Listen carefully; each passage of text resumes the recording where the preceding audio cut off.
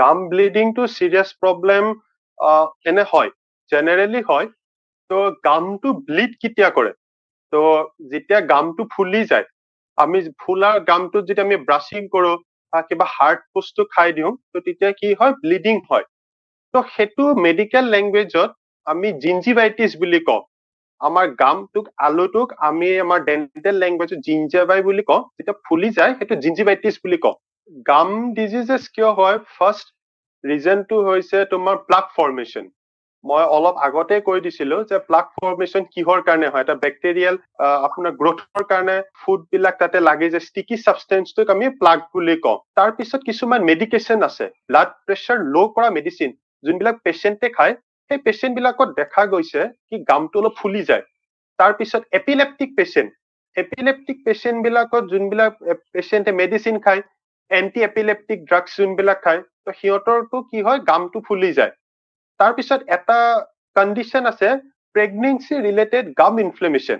তাৰমানে যোনবিলাক লেডিজ তোমাৰ প্ৰেগনেঞ্চি টাইম পিৰিয়ডটো চলি আছে, সিহঁতৰো গামটো ফুলি যায়। তো প্ৰেগনেঞ্চিটো এটা টেম্পৰাৰী কজ, সেইটো ইমান বেছি চিন্তা কৰিব নালাগে, কিন্তু বাকীখিনি ফেক্টৰ অলপ চিন্তা কৰিবলগীয়া কথা, কি গামটো ফুলিছে, ব্লিডিং হৈছে, সেইটো অলপমান ব্লিডিং হোৱাৰ লগে লগে ইমিডিয়েটলি ডেন্টেল চেকআপত আহিব লাগে। আৰু এটা ফেক্টৰ আছে তোমাৰ, কিছুমান মালনাৰিছ পেচেণ্ট কিছুমান আছে, যেনেকে অলপমান আণ্ডাৰ প্ৰিভিলেজ কিডছ কিছুমান আছে, অলপমান ল' ইকনমিক ষ্টেটাছৰ কিছুমান আপোনাৰ পেচেণ্ট আছে যাৰ ভিটামিন ডেফিচিয়েঞ্চি আছে। মেইনলি আপোনাৰ ভিটামিন চি ডেফিচিয়েঞ্চি যাৰ থাকে, তো তাৰ আমি গামটো ফুলি যায়, জিঞ্জিভাইটিছ হয়। সেইটো গাম ফুলাটোক আমি জিঞ্জিভাইটিছ বুলি কওঁ। আৰু তাৰপিছত দেখা গৈছে যেতিয়া ব্লাড কেঞ্চাৰ হয়, তেতিয়াও আমাৰ গামটো ফুলি যায়। তো এইখিনি এটা মেইন কাৰণ হয়। আৰু ব্লিডিং হোৱাৰ লগে লগে ইমিডিয়েটলি ডেন্টেল চেকআপত আহিব লাগে। ব্লিডিং গামছৰ ট্ৰিটমেণ্টটো প্ৰথমতে হৈছে গামটো ব্লিড কিয় হৈছে, সেইটো কাৰণটো আমি চাব লাগিব। যদি প্লাক ফৰ্মেশ্যন হৈছে, বহুত পেচেণ্টত আমি দেখা পাইছো যে তোমাৰ ইয়াতে হোৱাইট কালাৰৰ কিছুমান ডিপজিটছ কিছুমান হয়, তো সেইবিলাকক আমি কেলকুলাছ বুলি কওঁ। সেইবিলাক তাৰমানে পাথৰৰ নিচিনা, যেনেকে কিডনিত ষ্টন হলে, তো আমাৰ দাঁতৰ মুখৰ ভিতৰতো কিছুমান এনেকুৱা পাথৰ হয়। তো তেতিয়া কি হয়? গামটো ফুলি যায়, গামটো ফুলিলে গাম ব্লিডিং হয়। তো যদি সেইটো এটা কাৰণ, তেতিয়াহ'লে আমি মেডিচিন প্লাছ আমি অৰেল প্ৰফাইলেক্সিছ মানে আমি স্কেলিং বুলি কওঁ, যাত আমি সেই পাথৰ বিলাক, আমাৰ মেচিন থাকে, আল্ট্ৰাছনিক স্কেলাৰ থাকে, সেই মেচিনেদি আমি পাথৰ বিলাক আমি গুচাই দিওঁ। ছেকেণ্ড কাৰণটো হৈছে যে ছাপ'জ এজন পেচেণ্টে মেডিচিন খাই আছে, এন্টি হাইপাৰটেনচিভ ড্ৰাগছ খাইছে, বা এন্টি এপিলেপ্টিক ড্ৰাগ খাইছে, বা কিছুমান লেডিছে আপোনাৰ অৰেল কন্ট্ৰাচেপ্টিভ মেডিচিন খাই থাকে, তো সেইটোৰ কাৰণে গামটো ফুলি যায়। কিন্তু সিহঁতৰ ক্লিনিকেলি যেতিয়া আমি চাওঁ, সিহঁতৰ কোনো কেলকুলাছ বা বেলেগ একো নাথাকে।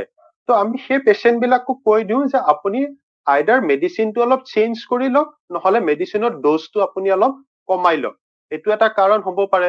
তাৰপিছত বহুত পেচেণ্টৰ ভিটামিন চি ডেফিচিয়েঞ্চিৰ কাৰণে হৈ যায়, তো আমি সিহঁতৰ ভিটামিন চি ছাপ্লিমেণ্ট দি দিওঁ। তাৰপিছত কিছুমান পেচেণ্ট প্ৰেগনেঞ্চি টাইম পিৰিয়ডত যাৰ গামটো ফুলি যায়, তো সিহঁতৰ কাৰণে মেইনলি কোনো বিশেষ ট্ৰিটমেণ্ট নাই।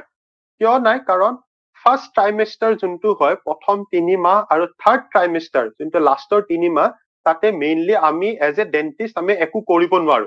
কিন্তু যোনটো মাজৰ 3 মাহ, 4, 5, 6 মান্থ, যোনটো ছেকেণ্ড ট্ৰাইমেষ্টাৰ, তাতে যদি কোনোবা এজন পেচেণ্ট আহে, প্ৰেগনেণ্ট লেডি এজন যদি আহে, তেতিয়াহ'লে আমি অলপ কিছুমান চাৰ্টেন মেডিচিনছ আমি দিব পাৰো আণ্ডাৰ দ্য গাইডেন্স অফ গাইনকলজিষ্ট, আৰু আমি অৰেল প্ৰফাইলেক্সিছ এটা কৰিব পাৰো সেই পেচেণ্ট বিলাকৰ তাতে।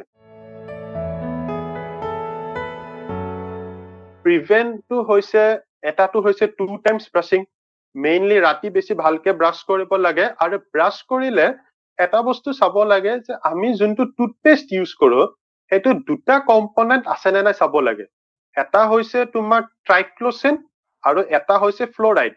ট্ৰাইক্লোচিনটো হৈছে এন্টি বেক্টেৰিয়া প্ৰপাৰ্টিজ তাৰ কিছুমান আছে, যোনে বেক্টেৰিয়েল গ্ৰোথটো অলপ ষ্টপ কৰি দিয়ে। আৰু ফ্ল'ৰাইডটো হৈছে যোনটো ডেন্টেল ডিকেটো হ'ব নিদিয়ে, বা ডেন্টেল ডিকে প্ৰগ্ৰেছটো শ্ল' কৰি দিয়ে। তো ট্ৰাইক্লোচিন এণ্ড ফ্ল'ৰাইড ভেৰি ইম্পৰ্টেণ্ট, সেইটো টুথপেষ্টত থাকিব লাগে, আৰু ডেইলি 2 টাইমছ ব্ৰাছ কৰিব লাগে।